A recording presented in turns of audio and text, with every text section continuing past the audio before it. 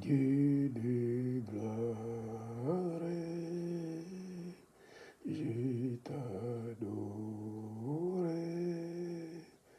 ton nom s'élève en majesté, de mes lèvres, je célèbre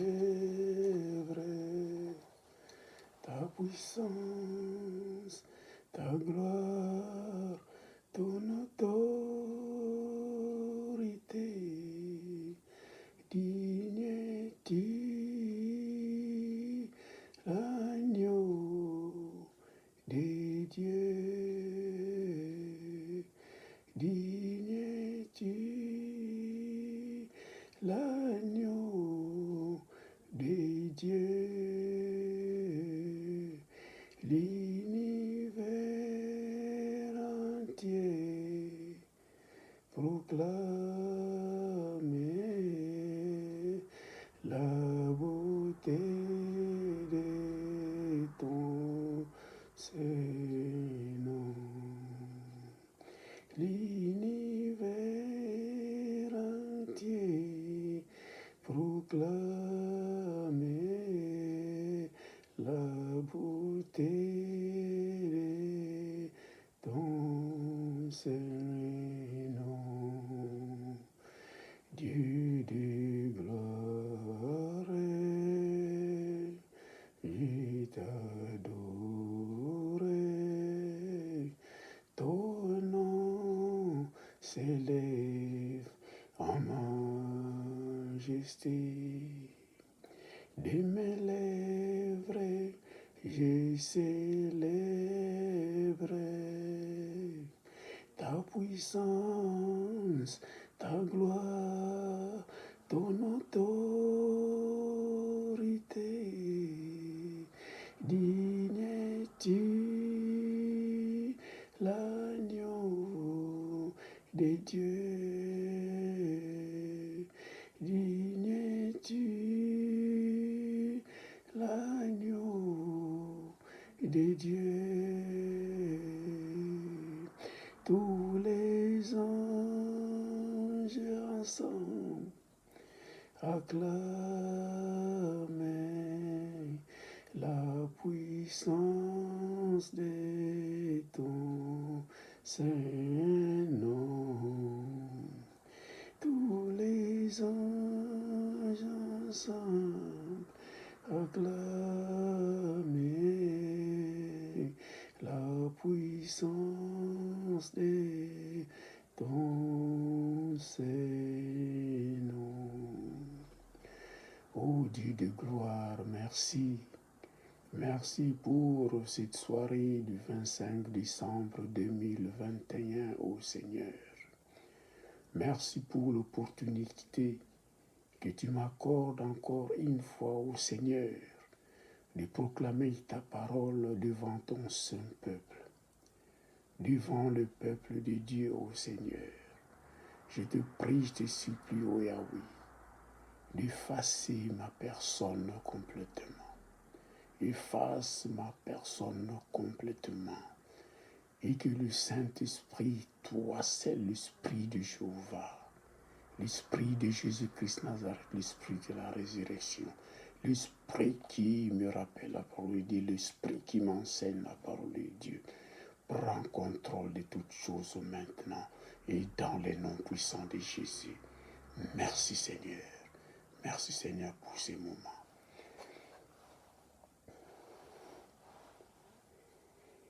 Je vais commencer une série de prédications et d'enseignements qui regardent le miracle. Le titre, le thème principal de cette prédication, de cet enseignement est « Où es-tu » Ton miracle t'attend. Où es-tu? Ton miracle t'attend.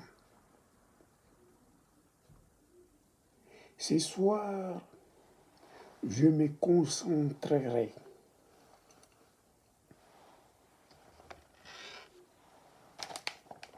du miracle qui s'était passé lors au début presque du ministère de notre Seigneur Jésus-Christ, quand il devrait commencer à recruter ses disciples. Là, nous lirons les textes principaux. C'est Luc, chapitre 5, du verset 1 jusqu'au verset 10. C'est un récit que presque tout le monde connaît déjà. Ça concerne la pêche miraculeuse.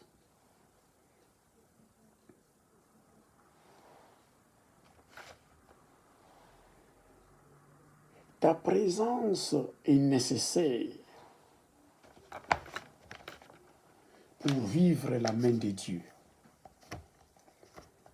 La présence du peuple de Dieu est nécessaire pour Dieu, pour vivre sa main puissante dans nos vies, dans nos ministères, dans nos familles et dans le corps du Christ.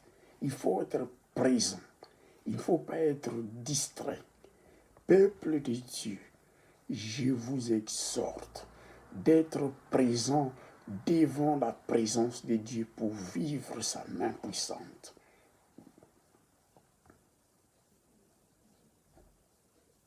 Abandonne tous tes biens au service de l'œuvre de Dieu. Ouvre ton cœur, tes yeux et dialogue avec Dieu, car notre Dieu est prêt à parler, à nous parler. Il est prêt également à nous écouter. Dieu, pour agir, il a besoin de son peuple, à travers lequel il agit puissamment, à travers ses serviteurs, à travers ses ministres, à travers la proclamation de sa parole, et il agit puissamment au milieu de son peuple.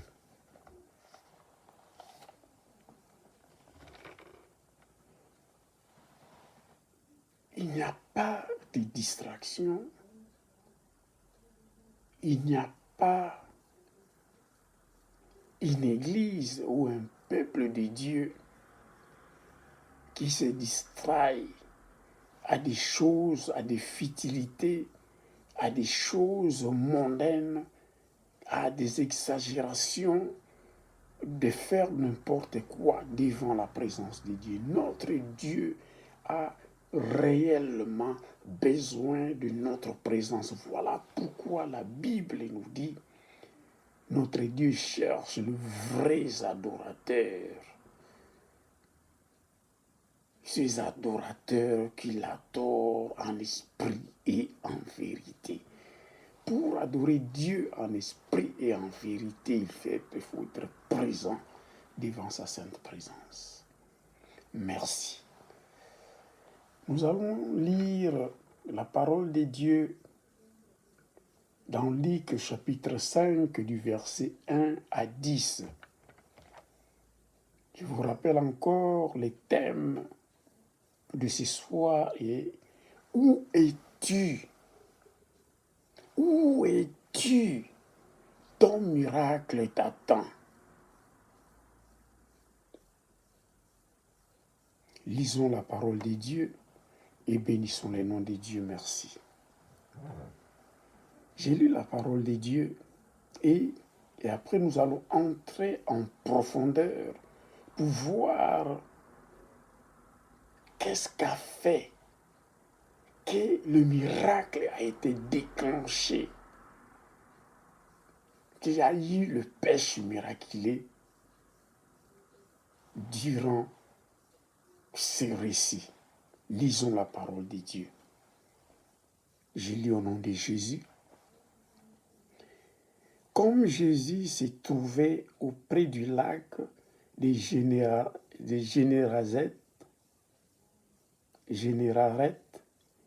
et que la foule se pressait autour de lui pour entendre la parole de Dieu, il vit au bord du lac 2 barques, d'où les pêcheurs étaient descendus pour laver leurs filets. Il monta dans l'une de ces barques qui était à Simon, et il les pria de s'éloigner un peu de terre. Puis il s'assit, et de la barque il enseignait la foule lorsqu'il cessait. Il enseignait la foule. Lorsqu'il eut cessé de parler, il dit à Simon, « Avance en pleine eau et jetez vos filets pour pêcher. » Simon lui répondit, « Maître, nous avons travaillé toute la nuit sans rien prendre, mais sur ta parole, je jetterai les filets. » L'ayant jeté, ils prirent une grande quantité de poissons et leurs filets se rompaient. Ils firent signe à leurs compagnons qui étaient dans l'autre barque de venir les aider. Ils vinrent et ils remplirent les 2 barques au point qu'elles s'enfonçaient. Quand il vit cela, Simon-Pierre tomba aux genoux de Jésus et dit, « Seigneur, retire-toi de moi parce que je suis un homme pécheur. » Car l'épouvante l'avait saisi, lui et tous ceux qui étaient avec lui à cause de la pêche qu'il avait faite. Il en était de même de Jacques et de Jean, fils de Zébédée, les associés de Simon. Alors Jésus dit à Simon, « Ne crains point, désormais tu seras le pêcheur d'hommes. » Entrons en profondeur de ces récits pour comprendre les débits du ministère de notre Seigneur. Comment les miracles de la pêche miraculeuse étaient déclenchés. Ici, Jésus, il se trouvait auprès des lacs de Génézaret, qui était à l'est du Jourdain. Et la foule s'est pressée autour de lui pour entendre la parole de Dieu. Ô frères et sœurs, ô enfants de Dieu, nous vivons dans un monde là où les gens écoutent de n'importe quoi.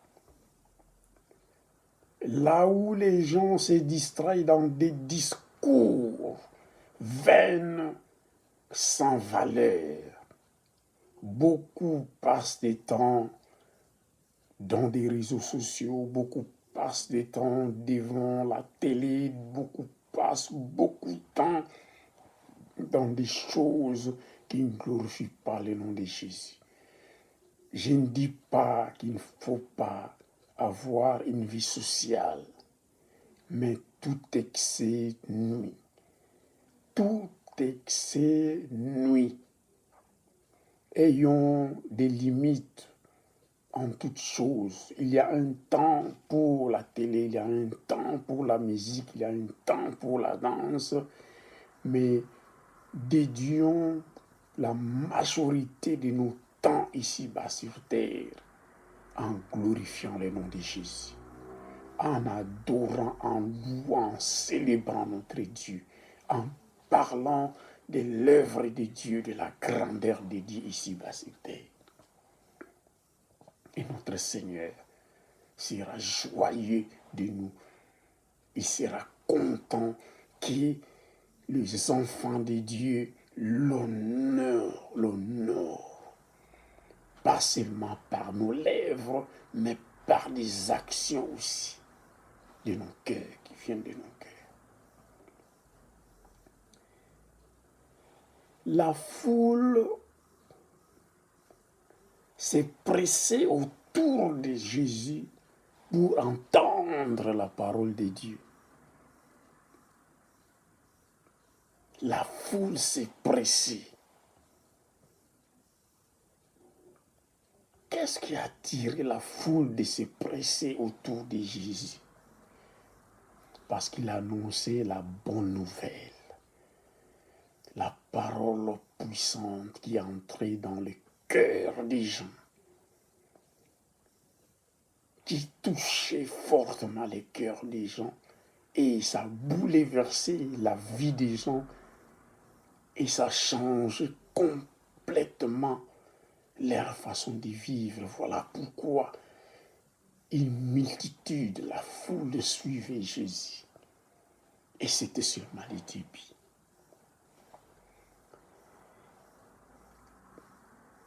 Il vit au bord du lac 2 barques. Jésus, c'était un homme qui vivait parmi les hommes.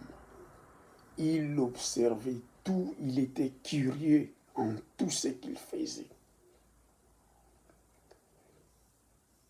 Il regardait, il vit au bord du lac 2 barques. Là, il se trouvait sur la terre, au bord du lac, et la foule le pressait. Il devait prêcher la parole de Dieu. Il devrait proclamer la bonne nouvelle. Mais il vit 2 barques.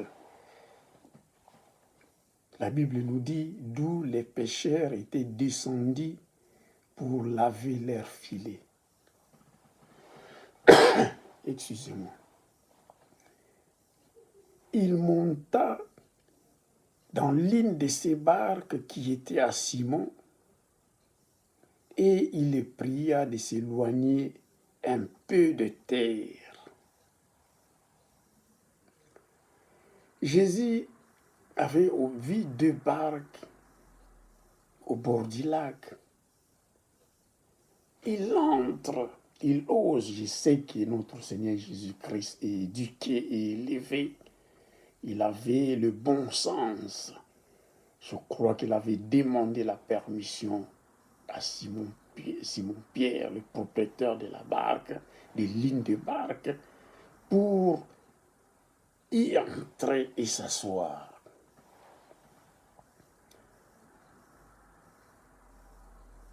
Et il le pria de s'éloigner un peu de terre, puis il s'assit et de la barque il enseignait la foule. Frères et sœurs, Jésus voit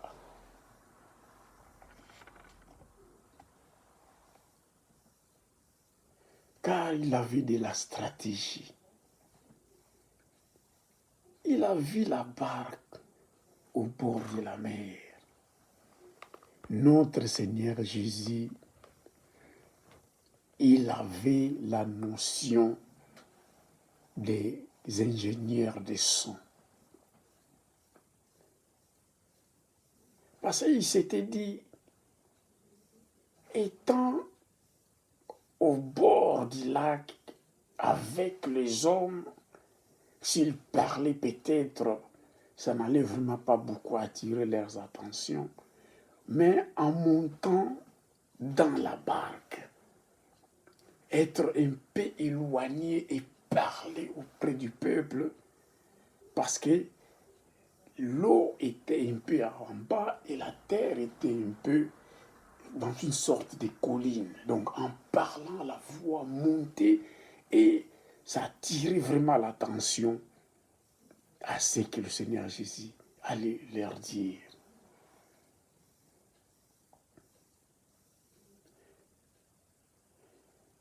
Nous aussi, comme fils de Dieu, comme serviteurs de Dieu, La Bible déclare: Dieu est le maître des temps et des circonstances. Dans ces circonstances-là, à ces moments-là, Jésus avait choisi d'entrer dans la barque, d'utiliser la barque et s'éloigner un peu de l'eau pour mieux proclamer la parole. Nous, hommes de Dieu également, nous devons obligatoirement avoir au sein de l'Église des frères et des sœurs qui savent comment utiliser les appareils acoustiques, comment gérer les sons au sein de l'Église afin que le peuple de Dieu, en écoutant la parole de Dieu, qu'ils écoutent, que la parole de Dieu entre profondément dans leur cœur, qu'ils ne sortent pas bredouilles, qu'ils n'entendent pas des bruits abasourdis qui les dérangent. Mais il faut que la parole de Dieu pénètre dans les cœurs des enfants de Dieu.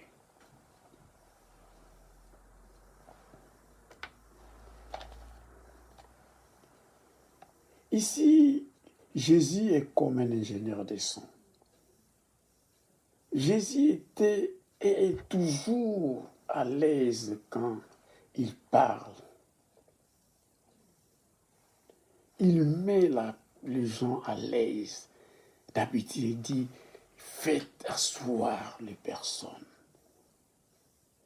Et il commence à proclamer la parole de Dieu.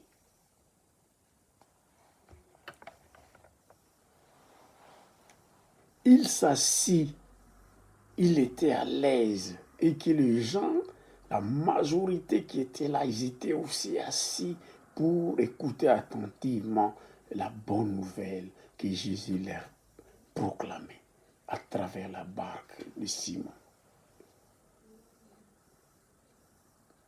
Il enseignait la foule.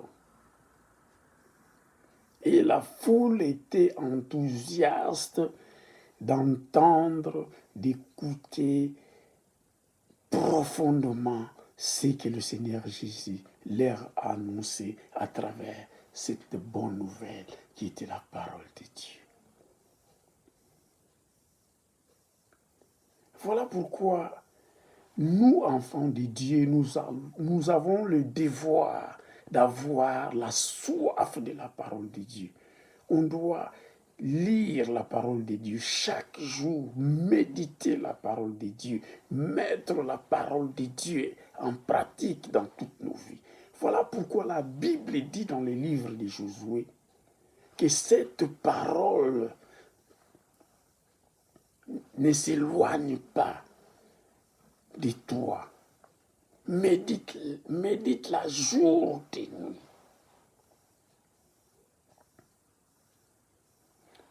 Car toute chose que tu auras à entreprendre, toute chose que tu auras envisagé de faire dans ta vie, si tu la mets en pratique, en connexion avec la parole de Dieu, ça aura toujours la réussite. N'entamons jamais quelque chose sans avoir déposé, proclamé et confié entre les saintes mains la parole, ton projet, tout ce que tu veux faire entre les mains de Dieu. À travers la parole de Dieu, nos projets réussiront. Nous vivrons les miracles de Dieu.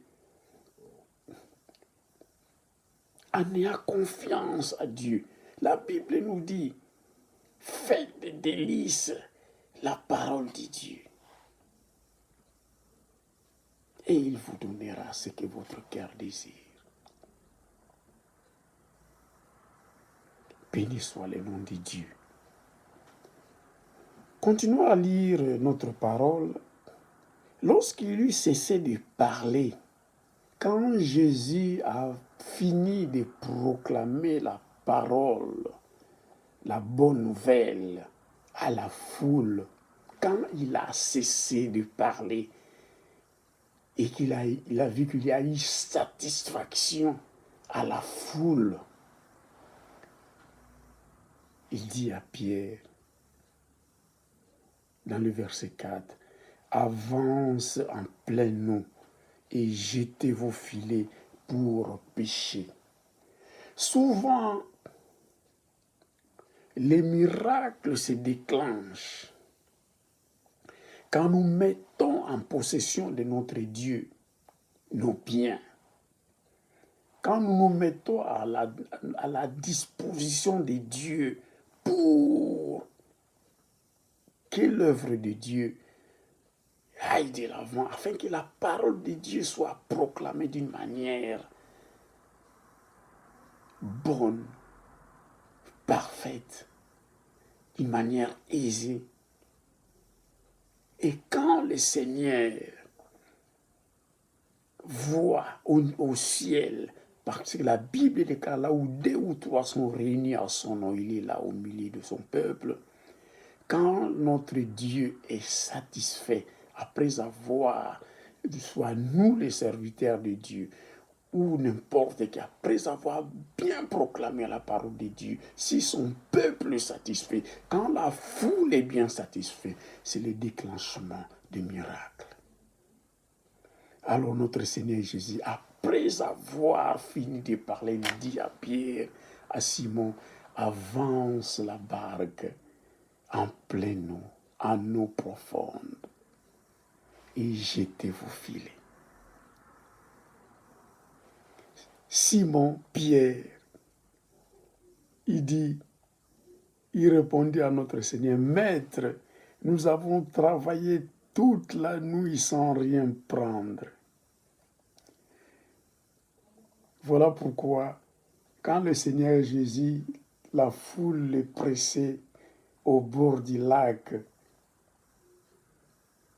il avait vu les 2 barques et le pêcheur était assis au bord du lac. Ils étaient en train de laver leurs filets car ils n'avaient rien pris.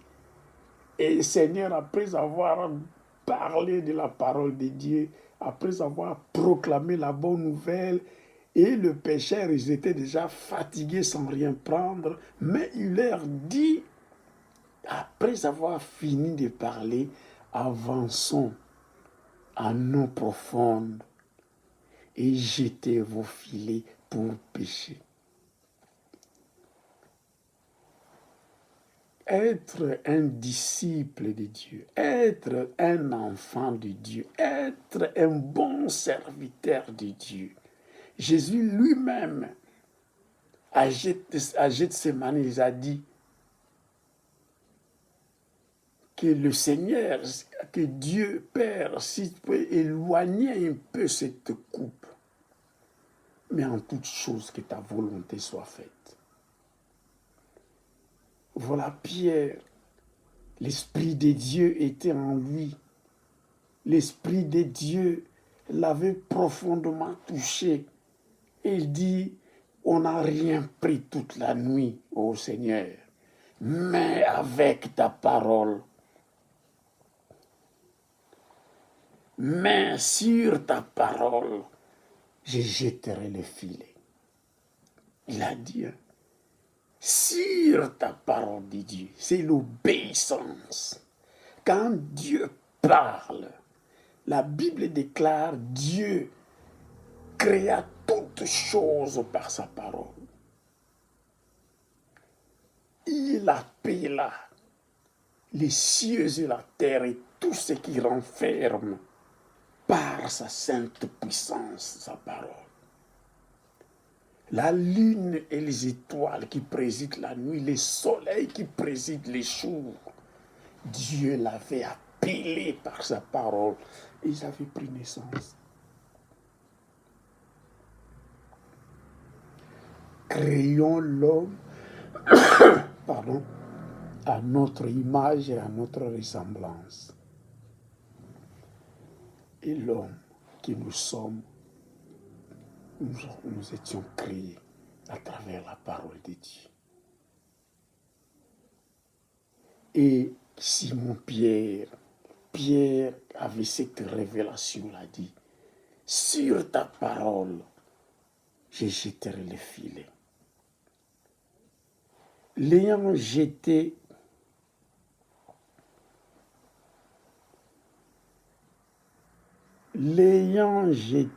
ils prirent une grande quantité de poissons et leur filet se rompait. Je ne sais pas, mon frère, mes sœurs, quels sont les problèmes qui vous tourmentent toute ta vie.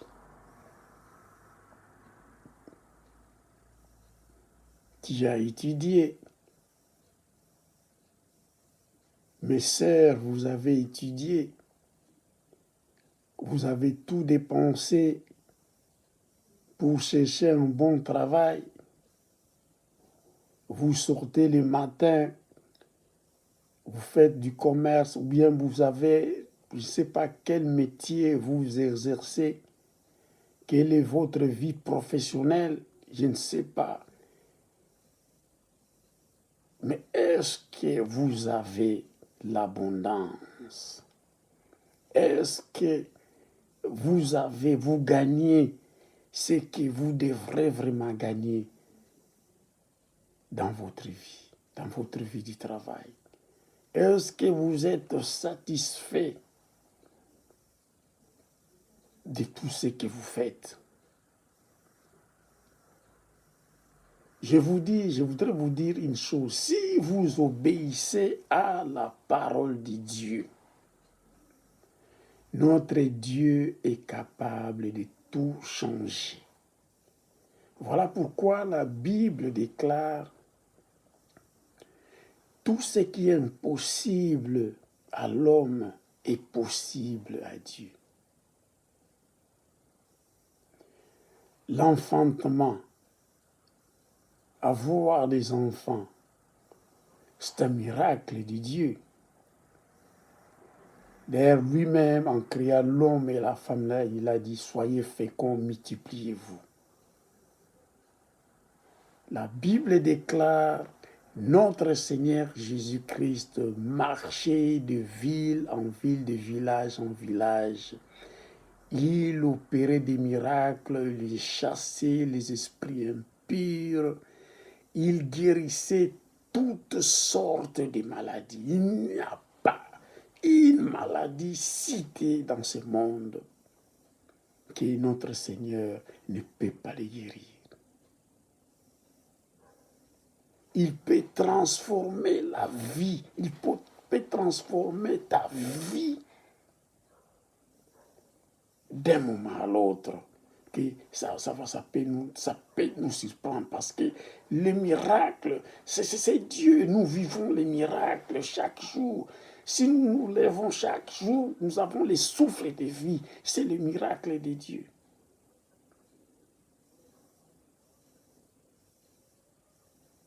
Aujourd'hui, nous sommes levés, nous avons les souffles de vie. Nous ne remercions même pas Dieu pour dire merci Seigneur pour les souffles de vie qu'il nous a donnés. Nous nous précipitons de sortir, d'aller au travail, de ne pas confier la journée, notre journée de travail ou de ce que nous allons faire entre les mains de Dieu. La Bible nous dit, fais de l'Éternel tes délices et il te donnera ce que ton cœur désire. En toutes choses, soumettons toutes choses entre les mains de Dieu et nous vivrons les miracles de Dieu. L'obéissance de sa parole, c'est ça qui déclenche le miracle. L'obéissance de la parole de Dieu. Pierre a dit, Simon a dit, à ta parole, je jetterai les filets. Et le miracle était déclenché. Il n'avait pas péché toute la nuit. Il n'avait pas péché aucun poisson toute la nuit. Pierre et ses amis, les fils de Zébédée, ils étaient des experts en pêche. Ils connaissaient l'eau profonde. Et souvent, c'était la nuit qu'ils font vraiment une très bonne pêche. Mais le miracle du Seigneur Jésus s'était opéré après avoir proclamé la parole de Dieu la journée, pendant la journée. Et en allant à l'eau profonde, en obéissant à la parole de Dieu, le miracle était déclenché.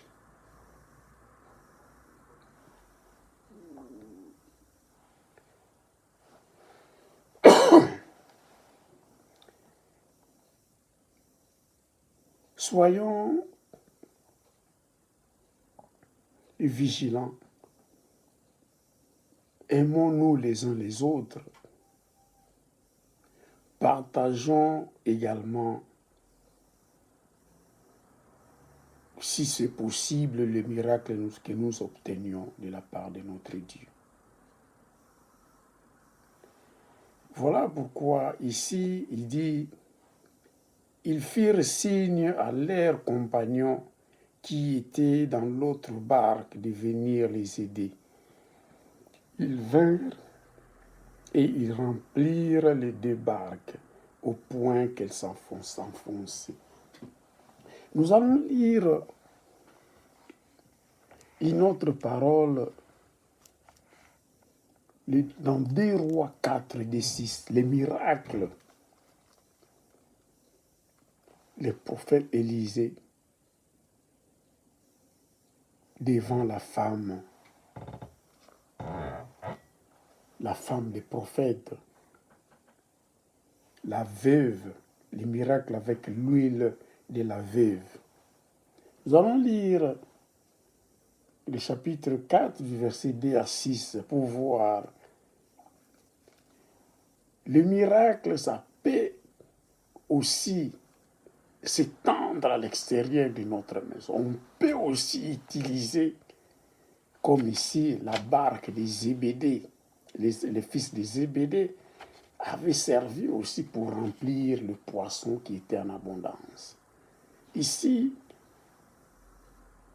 si nous lisons la parole, Élisée lui dit, « Que puis-je faire pour toi? Dis-moi, qu'as-tu à la maison? » Elle répondit, « Ta servante n'a rien du tout à la maison qu'un vase d'huile. » Et il dit, « Va demander au dehors des vases chez tous les voisins, des vases vides. Va demander des vases dehors, des vases chez les voisins, des vases vides, et n'en demande pas un petit nombre. » Quand Dieu veut bénir ses enfants, quand Dieu veut faire les miracles, il ne donne pas de miettes. Notre Dieu sait comment nous bénir. Quand il opère le miracle, il l'opère d'une manière satisfaisante et suffisante et complète. Ce n'est qu'à nous d'obéir ce qui nous proclame la parole de Dieu, ce qui nous dit la parole de Dieu. Et la femme, elle était sortie selon la parole du prophète Élisée. Elle était sortie pour chercher des vases. Quand tu seras rentré, tu fermeras la porte sur toi et sur tes enfants. Tu verseras dans tous ces vases et tu mettras de côté ceux qui seront pleins. Alors elle les quitta. Elle ferma la porte et sur elle et sur ses enfants. Il lui présentait les vases et elle versait. Lorsque les vases furent pleins, elle dit à son fils, « Présente-moi encore un vase. » Mais il lui répondit, « Il n'y en a plus de vase. » Il n'y a plus de vase et l'huile s'arrêta. Vous savez ce qui était arrivé? La femme avait payé ses dettes et ses enfants, que les créanciers allaient le prendre pour devenir des esclaves. parce que leur papa était décédé, il était prophète, mais il était pauvre. Mais cette femme, à travers le miracle de l'homme de Dieu, à travers l'obéissance de ce que l'homme de Dieu avait dit, d'aller prendre des vases de dehors et n'en pas prendre un petit nombre, et des vases vides, la femme avait obéi et cela avait produit ce que j'ai dit, le miracle. Quand nous obéissons à la parole de Dieu, quand nous obéissons à la parole de Dieu, même la parole écrite sur la parole de Dieu, ça déclenche le miracle. Nous, les enfants de Dieu, nous avons des Bibles dans nos maisons. Quand nous mettons en pratique la parole de Dieu, quand nous obéissons à la parole de Dieu et nous la mettons en pratique dans nos vies, dans nos familles, dans nos ministères, nous vivrons des miracles. Je vais prier pour le peuple de Dieu.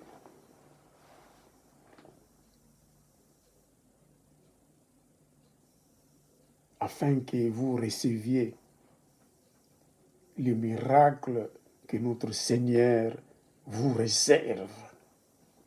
Le miracle de la multiplication. Le miracle d'avoir l'abondance.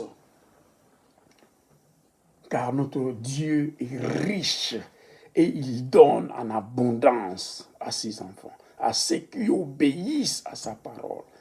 Il donne en abondance. Si vous avez un problème dans vos vies, dans vos familles, vous avez un problème qui durant longtemps dans vos vies, ça n'a jamais trouvé la solution.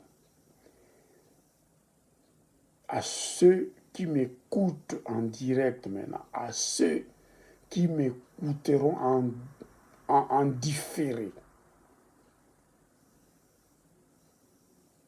tous les problèmes que vous avez, qui vous tourmentent, vous pouvez voir et revoir cette vidéo et vivrez le miracle de la multiplication.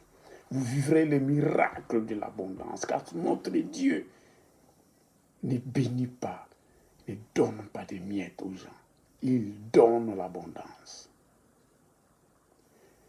Je prie pour vous tous qui sont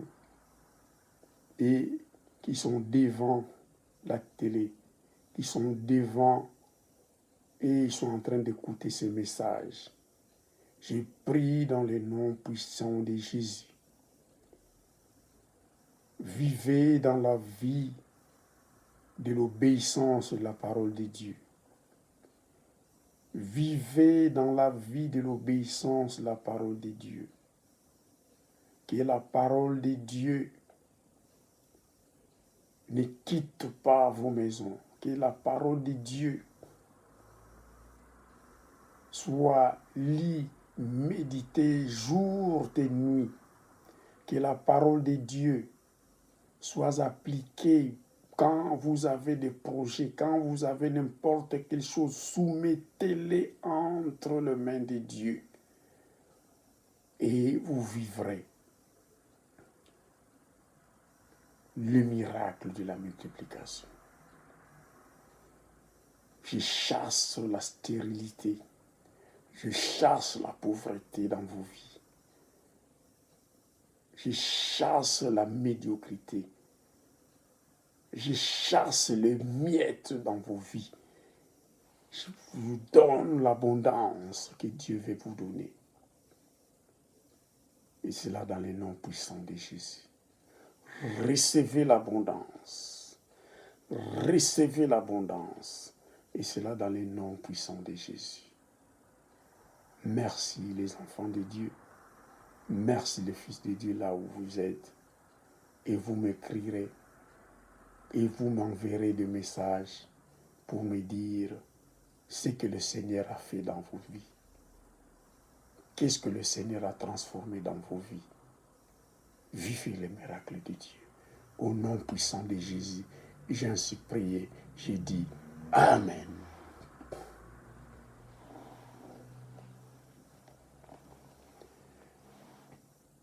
Prochainement, il y aura encore un thème dans Où es-tu? Ton miracle t'attend. Là, je vous parlerai de notre miracle qui dépend de votre foi. Et vous continuerez à vivre la main de Dieu. Au nom puissant de Jésus. Amen.